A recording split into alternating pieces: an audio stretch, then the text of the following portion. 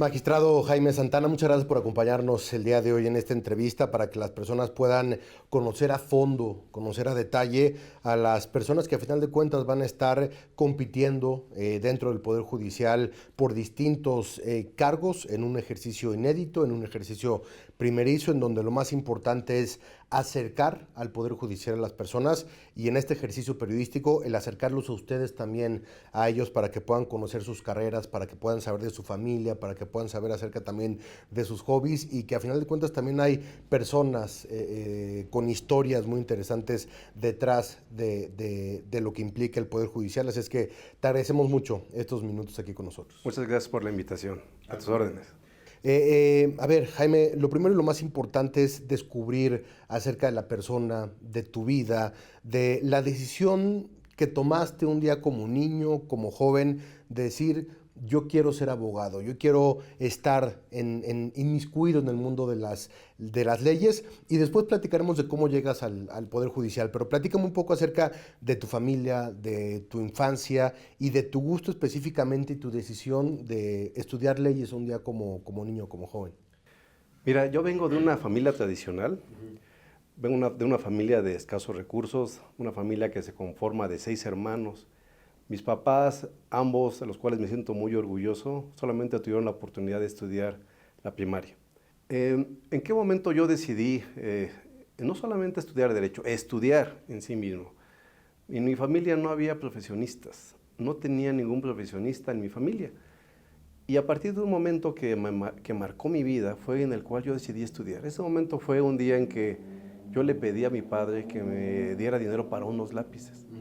Y la respuesta fue tajante: no tengo dinero. Y yo no comprendía, yo era un niño, no más de 10 años. Y derivado de ese momento, meses después, supe que era porque mi padre lo habían despedido. Y después ya, un poquito más adelante, supe que no le habían dado una indemnización justa. A partir de ese momento yo dije, no, yo tengo que estudiar para que no me pase lo que le pasó a mi papá. Y quería estudiar Derecho. A partir de ese momento, no, porque voy a defender y que no me pase lo mismo. No como algo ajeno, no, algo personal. Y así fue como empecé yo con la idea de tratar de estudiar y estudiar precisamente Derecho. A partir de ese momento me fijé ese objetivo. Llegado ya el momento de que estudié la secundaria, también se me metió la idea de ser juez, desde la secundaria. Pero derivado de una idea equivocada que yo tenía. Yo veía las películas del sistema inglés y veía al juez que estaba en el estrado y él decidía.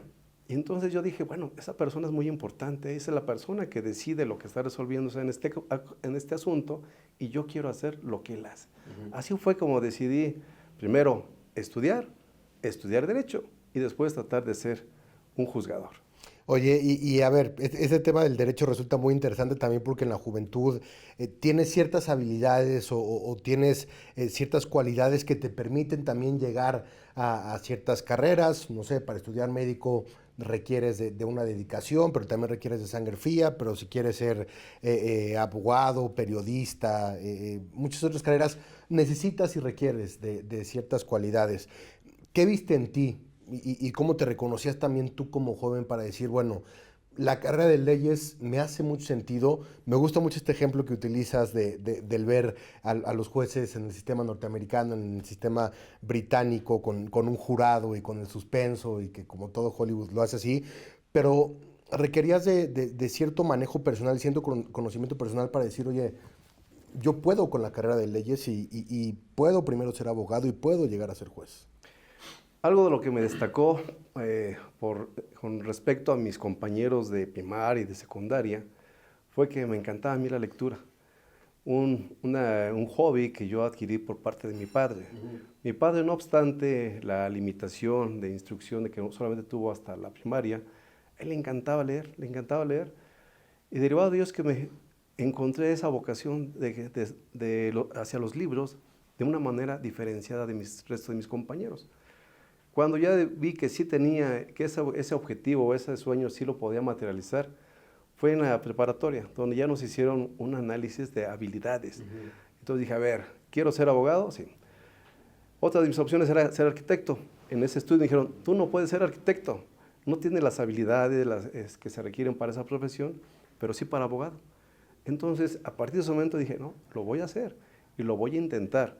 Pero sí, yo creo que fue derivado de esa forma que me distinguía en cuanto a libros que veía, lectura, ¿no? Claro. libros que veía, libros que quería revisar, ¿no?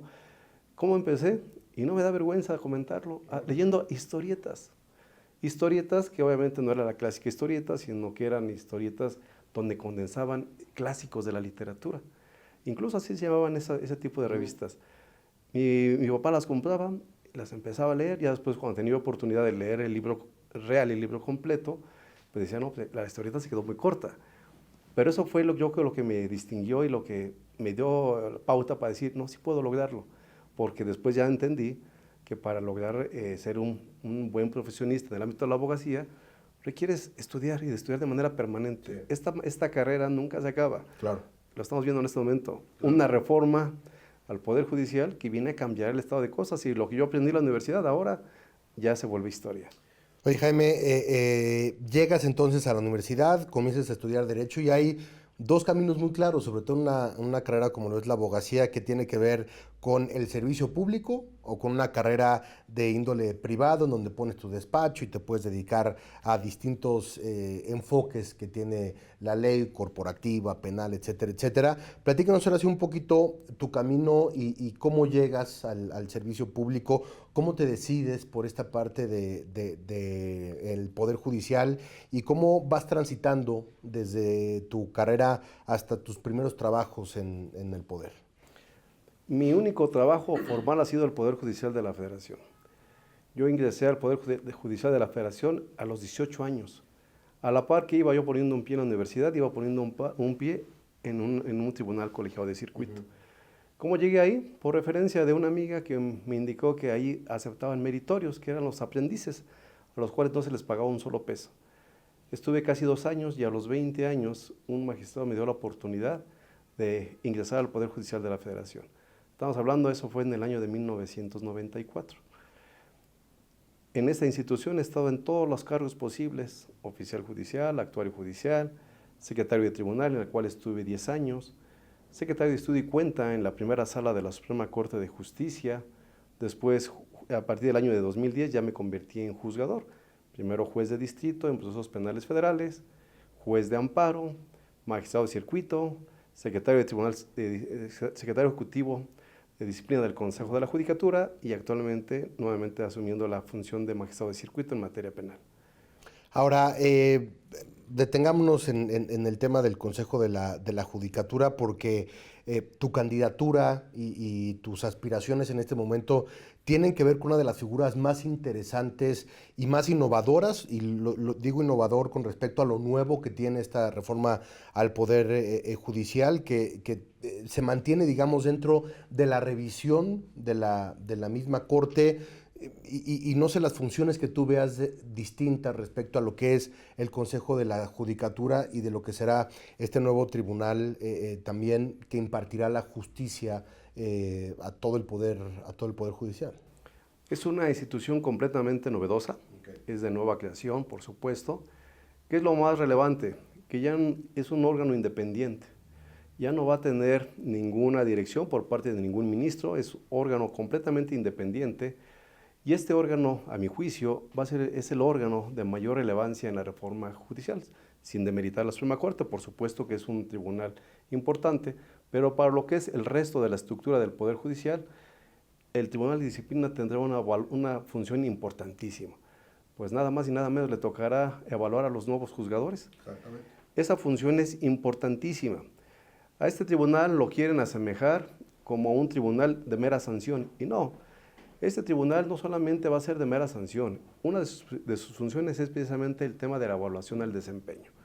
Si se logra llevar a cabo un adecuado desempeño, una adecuada evaluación del desempeño, el resultado o bien la fase de sanción será la mínima. Pero obviamente esta segunda función es de vital importancia.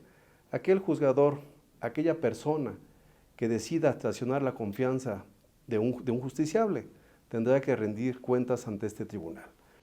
Y las diferencias que ves con, y digo sin ser técnicos, porque obviamente no estamos haciendo una entrevista para especialistas, pero la diferencia que tú ves con respecto a lo que era la judicatura y lo que será este tribunal de disciplina, ¿dónde verías tú las principales distinciones?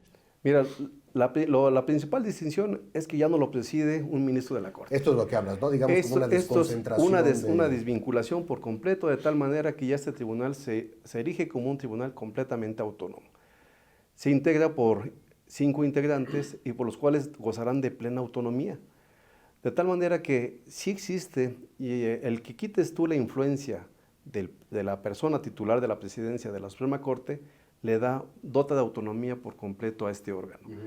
Este órgano, si logra conciliar el tema disciplinario con el tema de la independencia judicial, será un órgano exitoso y será un pilar fundamental de esta reforma y de esta elección que está a punto de llevarse a cabo. Ahora, personalizando un poco la amplísima experiencia que tienes en tu carrera, todos estos pasos que seguiste uno por uno que nos has platicado, que te han llevado también al espacio que te han llevado y que te posicionan hoy como un candidato serio a este tribunal de disciplina, ¿tienes algún momento, algún ejemplo específico que haya marcado tu carrera con respecto al impacto directo que tiene la magistratura, el juzgador, para las personas? ¿Algún caso, no sé, en la judicatura que hayas dicho, oye, me marcó mucho el ver esa situación, o cuando estabas creciendo en tu carrera, algún caso específico humano, personal, donde hayas visto el impacto del Poder Judicial y donde hayas visto también el impacto de tu trabajo en la vida de las personas? Casos yo creo que de manera cotidiana siendo juez eran más palpables porque tienes más contacto con los justiciables. Lo que más me fue a mí motivando, me fue marcando, fue el tener que juzgar a personas de escasos recursos.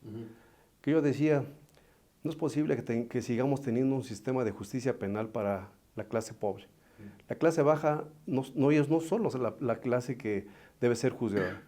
Estas personas que llegan a estas instancias vienen por una historia de vida diferenciada y no podemos nosotros revictimizarlas con motivo de un proceso penal. Personas jóvenes a las cuales me tocaba juzgarles y eventualmente imponerles una sanción, son los momentos en los cuales decías, bueno, mi decisión va a cambiar la vida de esta persona.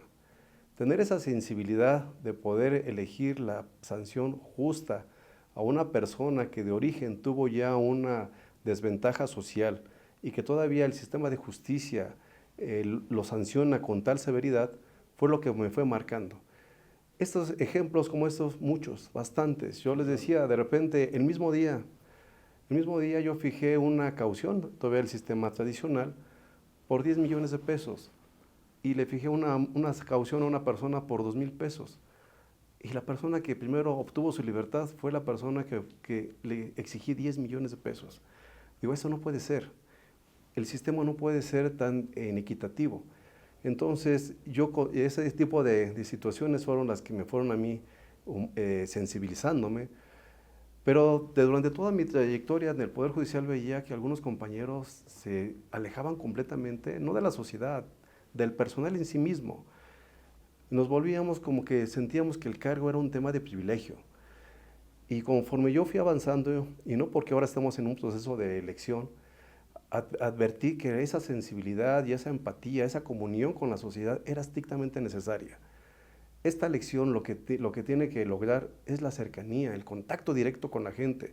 El tema técnico nunca se debe perder. Obviamente las leyes se establecen, hay que cumplirlas, pero el tener ese acercamiento, el poder lograr la empatía con las personas, con respecto a las personas a las cuales se dirige nuestra labor, es fundamental para que esta elección sea exitosa. Jaime, dentro del esquema de lo que es hoy el Poder Judicial y dentro de la transformación que va a tener en los próximos meses, la elección es algo, otra vez, inédito y ustedes forman parte, digamos, de esta primera generación de nuevos juzgadores y nuevos magistrados y nuevos ministros del Poder Judicial en donde dicen, bueno, se rompió un esquema de dedazo y de ciertas familias y de ciertos grupos que eran intocables y se subían y bajaban y a usted les va a tocar y le está tocando hacer campaña en estos momentos. Lo platicábamos yo fuera de cámaras y es una pregunta que le hago también a todos nuestros invitados con respecto a ver, aquí no puedes prometer arreglar baches o garantizar seguridad o elevar el PIB del país, etcétera, etcétera. Pero sí nos puedes hablar un poco acerca de las características y del carácter de lo que tú representas como miembro del Poder Judicial, de cuáles son tus intereses, de cuáles son tus agendas con respecto a las problemáticas sociales que tiene el país y demás. Entonces, no es qué prometes en caso de llegar, sino quién eres y qué te importa en caso de llegar. Mira, la experiencia que me ha dado estos 30 años de estar al servicio del Poder Judicial me ha permitido conocer tanto lo bueno, pero también lo malo de la institución. Estando dentro de la Secretaría Ejecutiva de Disciplina, colaborando en una administración, pude darme cuenta de las deficiencias y de los males que le aquejan al Poder Judicial.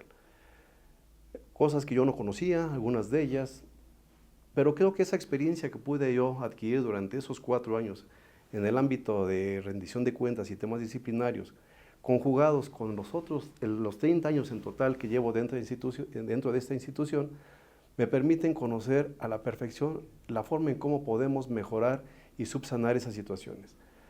Algo de lo que nos duele mucho a los integrantes del Poder Judicial es que se hable de que existe corrupción al interior.